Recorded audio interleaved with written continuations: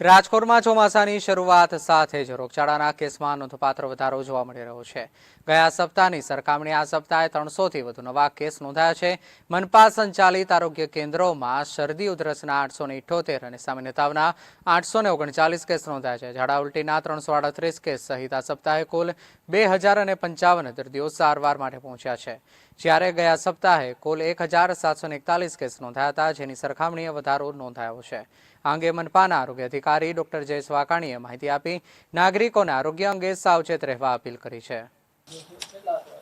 ગત સપ્તાહે રાજકોટ મહાનગરપાલિકાની આરોગ્ય શાખા દ્વારા તારીખ જોવા જઈએ તો 13/7 થી 19/7 દરમિયાન જે છે વિવિધ શહેરી પ્રાથમિક આરોગ્ય કેન્દ્ર ઉપરાંત પીડીયુ અને પેકેજ ખાતે નોંધાતા જે રોગચાળાના આંકડા છે મુજબ જોવા જઈએ તો ગત સપ્તાહે શરદી ઉધરસના 878 કેસ, 839 સામાન્ય તાવના કેસ ઉપરાંત ઝાડા ઉલટીના 338 કેસ અને 3 જે છે એ ટાઇફોઇડના કેસ નોંધાયેલા છે, જ્યારે કોઈ પણ કમળો, મરડા કે કોલેરાના કોઈ પણ કેસ જે છે ગત સપ્તાહે નોંધાયેલા નથી। આ ઉપરાંત ખાસ કરીને જોવા જઈએ તો મચ્છરજન્ય રોગચાળામાં ડેન્ગ્યુ, ચિકનગુનિયા કે મેલેરિયાના કોઈ પણ પોઝિટિવ કેસ ગત સપ્તાહે નોંધાયેલા નથી। ગત સપ્તાહે 33,386 જેટલા ઘરોમાં પોરાનાશક સર્વેલન્સની કામગીરી જે છે હાથ ધરવામાં આવી હતી, જેમાં MPAW અને ફિલ્ડ વર્કર દ્વારા ઘરે ઘરે જઈને પોરાનાશક કામગીરી સર્વેલન્સ કરવામાં આવ્યું છે। આ ઉપરાંત ખાસ કરીને ઇન્ટ્રાડોમેસ્ટિક અને પેરાડોમેસ્ટિક કામગીરી પણ આ અનુસંધાને કરવામાં આવી છે।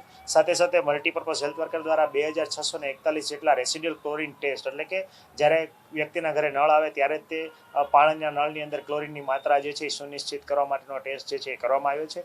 એ તમામ પોઝિટિવ મળ્યા છે, એટલે પાણીમાં ક્લોરિનની માત્રા સુનિશ્ચિત કરવામાં આવી છે। સાથે સાથે જોવા જઈએ તો 684 પ્રીમાઇસીસ જે છે એમને સર્વેલન્સ હેઠળ ખાસ કરીને લેવામાં આવ્યા છે, જેમાં બાંધકામ site, school, hospital, hotel, industries, hostel વગેરેનો સમાવેશ થાય છે।